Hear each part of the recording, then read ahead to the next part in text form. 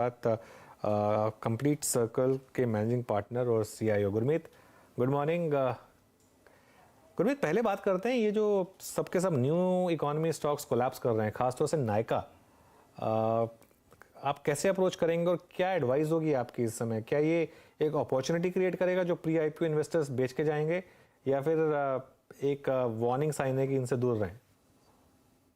दोनों है एक्चुअली। कुछ जगह अपॉर्चुनिटी है और कुछ जगह मुझे लगता है हमें सिर्फ प्राइस करेक्शन नहीं देखना चाहिए, क्योंकि ये थोड़ा सा रब ऑफ यूएस से भी हो रहा है। वहां तो बड़े नाम जो है, मेटा है या अमेजोन है, वहां पे हमें देखने को मिला है कि जब वैल्यूएशंस बढ़ जाते हैं और सब कुछ आप फ्यूचर प्रोजेक्शंस पे करते हैं, और नए नए टर्म्स यूज करते हैं कि ये प्लेटफॉर्म प्ले है, ये एड्रेसेबल मार्केट इतना बिलियन मल्टी बिलियन डॉलर्स का है, और जब नंबर्स ठीक नहीं आते हैं तो जो हमने अभी तक 10 साल में ना पी एक्सपेंशन देखा है क्योंकि इंटरेस्ट रेट जीरो रहे, आपको पी कॉन्ट्रैक्शन देखने को मिलेगा क्योंकि आज 10 साल का यूएस बॉन्ड है, 4% यील्ड देता है। हमारे यहाँ 7.5% देता है 10 ईयर गवर्नमेंट बॉन्ड। तो cost of not doing anything has gone up, तो वो हमें देखना पड़ेगा। और नायका मुझे ऐसा लगता है कि फिर भी एक थोड़ा सा यूनिक प्ले है ब्यूटी एंड पर्सनल केयर पे। उनका यूनिट इकोनॉमिक्स अच्छा है। अगर आप सही तरीके से देखें तो पहला ओमनी चैनल है जो ऑनलाइन से ऑफलाइन को ठीक से इंटीग्रेट कर रहा है, नए मैट्रिक्स ऐड कर रहा है। उन्होंने अभी एक कंसेप्ट शुरू किया था नायका एवरीडे, जिसको थोड़ा सा ट्रैक्शन मिला है। तो ये मे भी थोड़ा सा और वेट कर सकते हैं, पर इसमें staggered buying new age business में इसमें से ये बिजनेस है जो मुझे थोड़ा ठीक लगता है। बाकी जगह पे मैं अभी थोड़ा सा दूर रहूंगा, क्योंकि जहां इस बाजार में अगर आप प्रॉफिटेबल नहीं है और थोड़ा भी तो मार्जिन ऑफ एरर बहुत कम है। हमने देखा है काफी सारी कंपनीज के साथ जितनी न्यू एज लिस्टिंग्स हुई हैं। आप देखिए मैपमा इंडिया, देखिए बहुत अच्छा निश प्ले है डिजिटल मैपिंग पे। आईपीओ आने के बाद 1900 गया था, अभी फिर आईपीओ प्राइस से नीचे है, 1300-1400 के लगभग है, क्योंकि ये 70-80 पी पे ट्रेड कर रहा है। तो जहां भी वैल्यूएशन ज्यादा है या प्रॉफिट नहीं है या विजिबिलिटी पुअर है, मेरी सलाह है कि उससे दूर रहिए। जहां पे अर्निंग है, जहां पे वैल्यूएशन रीजनेबल है, वही मार्केट में जो है सेफ जगह है पार्क होने की। तो इनमें से कौन सा एक स्टॉक है जिसको आप थम टेबल थम्स करके बाय करने को बोलोगे गुरमीत? तो अनुज, 3-4 पॉकेट्स हैं जो अच्छे लगते हैं। मुझे लगता है प्राइवेट सेक्टर बैंक्स अभी भी मुझे लगता है रनअप के बावजूद अच्छा करेंगे। हम एक अच्छी क्रेडिट साइकिल में है। पीएसयू बैंक्स में हमें एसबीआई काफी पसंद है। लगभग लगभग अगर आप देखिए, अगर आपको याद होगा 2003 से 7 में एसबीआई ने एचडीएफसी और बाकी प्राइवेट बैंक्स को आउट परफॉर्म किया था, क्योंकि कॉर्पोरेट लोन साइकिल वापस आई थी। अगर आप मेरे ख्याल है शायद आपसे ही बात हो रही थी उनके मैनेजमेंट की, उन्होंने बताया कि करीबन करीबन 1.5 लाख करोड़ का उनके पास कॉर्पोरेट इंटरेस्ट है, जिसमें से 70% प्राइवेट है। तो ये साइन है कि थोड़ा सा प्राइवेट कैपेक्स शायद आ रहा है। दूसरा आप देखिए, जो उनकी कॉर्पोरेट की अनयूटिलाइज लिमिट है, जो हम यूज चेक करते हैं बैंक में, वो कम हुई और अब करीबन अभी 6 लाख करोड़ है, जिसमें टीएल और वर्किंग कैपिटल दोनों है। रिटेल में अच्छा कर रहे हैं। इस बैलेंस शीट पे भी 13% का क्रेडिट ग्रोथ का गाइडेंस दे रहे हैं, जो कि काफी बड़ी बात है। कुछ छोटे बैंक्स हम मुझे लगता है री रेटिंग हो रही है, क्योंकि उनका उनका एसेट क्वालिटी इंप्रूव हुआ है। परफेक्ट कॉम्बिनेशन हो रहा है कासा। और मैंने इस पे बात भी की थी कि थोड़ा सा लाइबिलिटी वॉर आपको देखने को मिलेगा, क्योंकि कॉस्ट ऑफ डिपॉजिट बढ़ रहा है। तो जिन बैंक का कासा अच्छा है वो बेहतर करेंगे। तो आईडीएफसी फर्स्ट हमें अच्छा लगता है। आईसीआईसीआई मुझे लगता है कंटिन्यूसली अच्छा करेगा। और कुछ मुझे मैन्युफैक्चरिंग में अपॉर्चुनिटीज दिख रही है अनुज, जैसे टेक्सटाइल्स में दिख रही है। हमने आज गोकुलदास एक्सपोर्ट्स के नतीजे देखे कल, हमें केमिकल्स में दिख रही है। ये अपॉर्चुनिटी काफी बड़ी होने वाली है अगले 2-3 साल में। तो ये 2-3 पॉकेट्स हैं, डिफेंस है, जहां पे हम लोग मार्केट में एक स्टैगर्ड तरीके से, मैं थम द टेबल बाइंग अभी नहीं कर रहा हूँ। जहां वैल्यूएशन ठीक दिखती है तो हम थोड़ा थोड़ा कैश अपना डिप्लॉय कर रहे हैं। पिछली बार गुरमीत जी, अनुज ने आपका स्वागत किया था छोले भटूरों से, याद है? दोनों तरफ से। आई मीन आपकी, अगर आप देखें उस रेस की भी, आप उसकी दौड़ की फोटोग्राफ थी।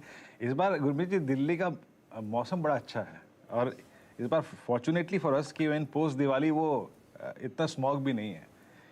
इस बार दिल्ली अच्छी लग रही है पोस्ट दिवाली, ठंडक भी जल्दी आ गई है, अक्टूबर अभी खत्म नहीं हुआ है। इस बार की क्या प्लान्स हैं?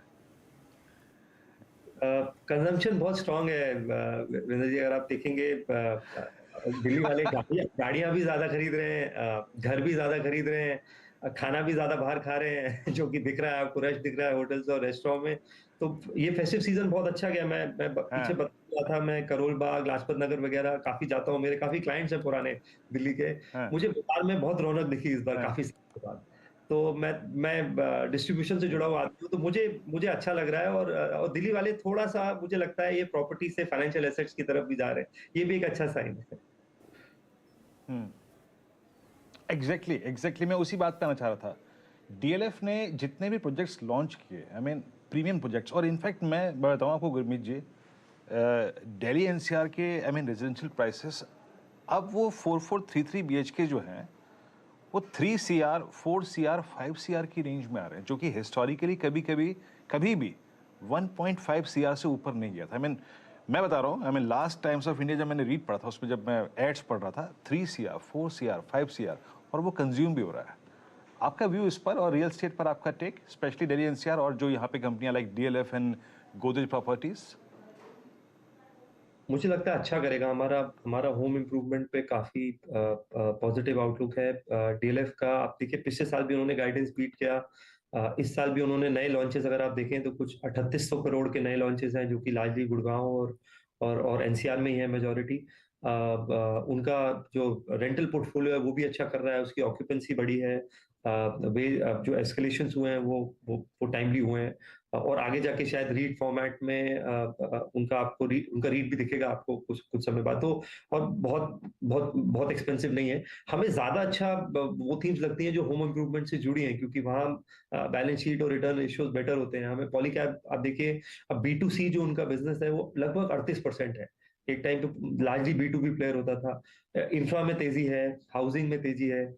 उनका जो फास्ट मूविंग इलेक्ट्रिकल गुड्स है, पिछला क्वार्टर थोड़ा सॉफ्ट था, और आप देखिए उनका उसका 35% का ग्रोथ है पिछले 5 साल में। और अब वो मिक्स भी चेंज कर रहे हैं। मैक्सिमम उनकी सीलिंग फैंस की सेल थी, अब उनका प्रोडक्ट मिक्स भी चेंज हो रहा है, जो मार्जिन में ऐड करेगा। काफी सारे किचन अप्लायंसेज और होम अप्लायंसेज ऐड हो रहे हैं। हमें सीमेंट में आपने देखा होगा, थोड़ी सी आपको सीजनली वीक क्वार्टर के बाद थोड़ी तेजी देखने को मिली है, कंसोलिडेशन हो रहा है, केपेक्स हो रहा है।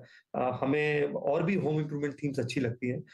उसके अलावा रियल एस्टेट को भी आप सिलेक्टिवली देख सकते हैं। हमें साउथ में प्रेस्टीज और शोभा भी को भी हम ट्रैक कर रहे हैं। तो ओवरऑल जैसे मैंने आपको बोला, आप देखिए इस साल जो टॉप 7 सिटीज हैं, लगभग लगभग 3.6 लाख यूनिट का रजिस्ट्रेशन का एक रिपोर्ट आई है एनारॉक की, जो बात करी है कि लगभग लगभग 3.5 लाख से ज्यादा घरों की रजिस्ट्री होगी इस साल में, जो कि 2014 का के पीक से ज्यादा होगा।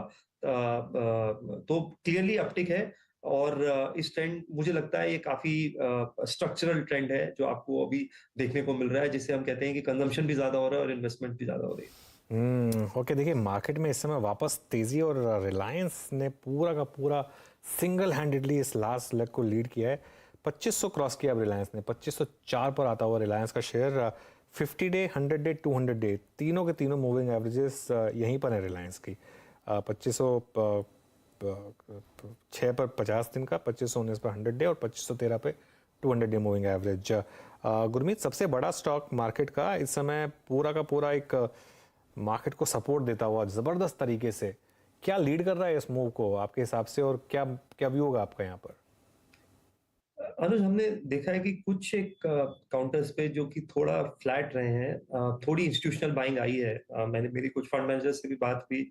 आपको थोड़ा बहुत वो उतना भी इतना प्रोमिनेंट मूव नहीं दिख रहा होगा एचडीएफसी ट्विंस में, या रिलायंस में, या जो जो भी शेयर्स हैं कोटक में। ये शेयर्स थोड़ा सा पिछले कुछ पीरियड में फ्लैट रहे हैं, तो थोड़ा सा इंस्टीट्यूशनल बाइंग है। रिलायंस में मुझे लगता है अनुज की जो बड़ा मूव है वो थोड़ा वैल्यू अनलॉकिंग से आएगा, कि या तो वो एनर्जी बिजनेस में स्टेक मोनेटाइजेशन होगा, या जियो की जिसे हम लिस्टिंग की बात करते हैं, सेपरेट लिस्टिंग हो, मुझे लगता है तब शायद बड़ा मूव आएगा। अदरवाइज थोड़ा ग्रैनुलर रहना चाहिए। और अगर आप देखिए जो उनका न्यू एज बिजनेस है वो निरंतर अच्छा कर रहा है।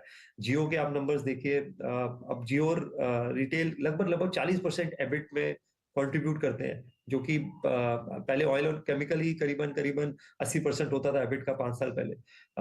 दूसरा जो मुझे लगता है जो न्यू एनर्जी बिजनेस है, वहां पे हमें प्रोग्रेस मॉनिटर करनी पड़ेगी। रिलायंस की काफी एग्रेसिव प्लान है, और वो एक स्पेस है जिसे हम काफी क्लोजली ट्रैक कर रहे हैं, और उसमें हमें काफी चीजें अच्छी लगती हैं। रिलायंस अच्छा लगता है, फराज अच्छा लगता है, ईवी चार्जिंग का इकोसिस्टम है उसे हम ट्रैक कर रहे हैं। तो बट बड़ा मूव मुझे लगता है वो होगा जब आपको थोड़ा वैल्यू अनलॉकिंग देखने को मिलेगा एनर्जी बिजनेस में और जियो की लिस्टिंग से। अच्छा गुरमीत जी, एक चीज़ बताऊँ मैं, इनफैक्ट क्या क्या नहीं चला, मैं उसको देख रहा था। आई मीन ये आपको याद होगा, पोस्ट आई मीन कोविड जो जो स्पेस बहुत अच्छा करके गए थे, उसमें मुझे याद आता है दो स्टॉक्स बहुत अच्छे थे वाइट गुड सेगमेंट के, हेवल्स, वोल्टास, क्या गजब का स्विंग दिया था। बीच में बात ये आ गई थी मेटल प्राइसेस काफ़ी, इंडस्ट्रियल मेटल्स काफ़ी, अगर आप देखें prices due to that war काफ़ी फर्म थे, तो शायद मार्जिन से प्रेशर पड़ेगा। लेकिन इन दो स्टॉक्स की बहुत खराब प्राइस परफॉर्मेंस रही। अभी भी रत्ती भर अगर आप देखिए पार्टिसिपेशन नहीं है स्ट्रेंथ में इनका। वाइट गुड सेगमेंट में आपका आउटलुक क्या है इस वक्त? तो इसमें आप देखेंगे अगर हेवल्स की हम बात करें, जो लॉयड से जब से उनका एक्विजिशन हुआ है, वो बिजनेस जो है उतना तेजी से इंडिकेट, इनफैक्ट उनके लॉसेस पिछले क्वार्टर भी बढ़े। इनफैक्ट अगर आप देखें उनके जो 4 सेगमेंट्स हैं, केबल एंड वायर्स है, लाइटिंग है, कंज्यूमर बिजनेस है और लॉयड्स है, तो बाकी 3 सेगमेंट ठीक करें। इनफैक्ट केबल एंड वायर में वो अच्छा कर रहे हैं, हालांकि लीडर पॉलीकैब है जिसके बारे में हमने चर्चा करी। तो वो एक उसको ड्रैग कर रहा है बिजनेस को। उसके कई कारण हैं, एक रॉ मटेरियल कॉस्ट इन्फ्लेशन हुआ, ऑफ टेक उतना अच्छा नहीं रहा जितना जितना अच्छा होना चाहिए। वोल्टास के केस में जो उनका इंस्टीट्यूशनल बिजनेस है वो थोड़ा सा ड्रैग किया है। और वोल्टास बेको जो जेवी है, हालांकि अगर आप एसी में देखेंगे तो उनका मार्केट शेयर बड़ा है, लगभग 26-27% आरएसी सेगमेंट में मार्केट शेयर हुआ है। बट अगर आप इन्के वैल्यूएशन देखेंगे, तो यही बात मैं पहले भी बोल रहा था, आप अगर 50-60 का पी देंगे व्हाइट गुड्स को या किसी भी कंज्यूमर ड्यूरेबल को, और इस एनवायरनमेंट में अगर आपका अर्निंग ग्रोथ सिंगल डिजिट आ रहा है या फ्लैट आ रहा है, तो बाजार उसको रिवॉर्ड नहीं करेगा, क्योंकि ये प्राइस टू परफेक्शन स्टॉक्स हैं। इसको आप एक्स्ट्रापोलेट करिए, नेस्ले में जाइए, एचयूएल पे जाइए, ये एनवायरनमेंट हाई पी मल्टीपल देने का नहीं है, वहां प्राइस टू परफेक्शन है। हमने आईटी में देखा ये चीज। ऐसा नहीं है कि टाटा एलेक्सी खराब कंपनी है या मिड कैप आईटी कंपनी कुछ खराब है, आप उनको 70-80 का अर्निंग मल्टीपल नहीं दे सकते। जब जीरो इंटरेस्ट रेट्स था, तब जब जब कोई ऑल्टरनेटिव नहीं था, तब बात अलग थी। तो मुझे लगता है कुछ हद तक प्राइस का भी है। अगर आप थोड़ा 5-6 साल में परफॉर्मेंस देखेंगे तो हेवल्स बहुत अच्छा वेल्थ क्रिएटर है, पिछले 2 साल में शायद अच्छा नहीं किया है। तो इसलिए मैं बार बार बोल रहा हूँ कि आपको एक रीजनेबल वैल्यूएशन देना है, और अगर वैल्यूएशन थोड़ा भी आए है तो स्कोप ऑफ एरर नहीं है बिल्कुल। ये देखिए क्या बाजार में ज़बरदस्त मूव इस समय। और एक बार बजाज फाइनेंस लेकर आइए इंट्राडे।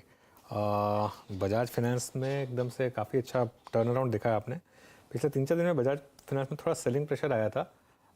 वो जो जियो का फाइनेंशियल सर्विसेज का डीमर्जर रहा, उसको लेकर थोड़ा सा मार्केट में नर्वसनेस थी, लेकिन थोड़ा सा मूव यहाँ पर आता हुआ। रिलायंस तो खैर अच्छा कर ही रहा है। उसके अलावा बजाज ऑटो, मारुति, काफ़ी अच्छा मूव इन सब स्टॉक्स में। गुरमीत, ऑटो को आप अच्छे से ट्रैक करते हैं और ऑटो एंसिलरी में मिंडा खैर आपका फेवरेट रहा है, लेकिन कोई और स्टॉक जो इस स्पेस में अच्छा लग रहा हो आपको, ऑटोज या ऑटो एंसिलरी? तो अनुज, मैं फोर व्हीलर्स को ट्रैक कर रहा हूँ। मारुति के नंबर थोड़ा हम क्लोजली वॉच कर रहे हैं, क्योंकि बहुत अच्छा रिस्पांस है ग्रैंड विटारा और ब्रेजा का। बहुत 2017-18 के बाद उनकी प्रोडक्ट साइकिल वापस आई है। इनफैक्ट अगर आप उनकी एनुअल रिपोर्ट देखें, वो इस साल 20 लाख गाड़ियों की सेल की बात कर रहे हैं। और अगर आप सितंबर का नंबर देखें तो लगभग 1,40,000 यूनिट उन्होंने किया। तो हम देखते हैं कि ये ट्रेंड कब तक कंटिन्यू कर सकते हैं। दूसरा, उन्होंने उनके जितने भी मॉडल्स हैं उसमें एक हमें इंटरनली प्रीमियमाइजेशन देखने को मिल रहा है। चाहे वो 360 डिग्री कैमरा है, एचयूडी डिस्प्ले है, काफी प्रीमियमाइजेशन कर रहे हैं, जिससे मुझे लगता है उनका रियलाइजेशन और एवरेज एवरेज सेलिंग प्राइस बढ़ा है। और एसयूवी पे भी फोकस है, हाइब्रिड पे उनका फोकस ज्यादा है वीजा वीज बाकियों से, जैसे टाटा और एमएनएम। तो मारुति के अगर नंबर 1-2 महीने और अच्छे नंबर आते हैं, और अगर वो एसयूवी पोर्टफोलियो में अपना गैप प्लग कर सकते हैं, तो मारुति को देखा जा सकता है। जैसा मैंने बोला, 4-5 साल का फ्लैट परफॉर्मेंस है। एमएनएम हमें सबसे अच्छा लगता है। कैपिटल एलोकेशन एकदम सटीक है, अभी भी 17-18 टाइम्स है। अगर आप देखिए अर्निंग्स का, लगभग लगभग 5 successful back to back SUV launches किए हैं। ईवी बिजनेस को अभी भी सेपरेटली हाई वो वैल्यूएशन नहीं आया है जो उनको ईवी में आ सकता है, उसका लॉन्च ड्यू है। और अगर आप अभी सेगमेंट देखेंगे तो वो 60-62% उनका ऑटोमोटिव है और करीबन 35% ट्रैक्टर है। ट्रैक्टर नंबर्स फ्लैट रहे हैं, उसके बावजूद उन्होंने मार्केट शेयर गेन किया है। तो मुझे लगता है ये एमएनएम सबसे रीजनेबली प्राइस्ड है, और सबसे ज्यादा ग्रोथ आने वाले महीनों में हमें दिखाएगा। तो वो हमारा प्रेफर्ड पिक है इस स्पेस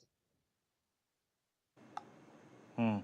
अच्छा गुरमीत जी, एक अल्ट्राटेक सीमेंट पे आपका मूव चाहूँगा, हालांकि व्यू चाहूँगा। मैं बात तो मैं शायद पूरे सीमेंट पे कर सकता, लेकिन post that biggest deal in the cement space, सबसे बड़ी बात जो कही जा रही थी वो ये कही जा रही थी कि अब वो जो कैपेसिटी को एक्सपेंड करने के, अपनी कैपेसिटी एडिशन पे जो काम करेगा सबसे बड़ा अल्ट्राटेक सीमेंट करेगा। और पिछले 3 महीने में हमने अगर आप देखें प्राइस हाई के इंस्टेंसेस भी देखे हैं, बट अभी भी अल्ट्राटेक सीमेंट को बाजार ने वो वेटेज नहीं दिया। Still I mean hovering at 64-33, 64-20।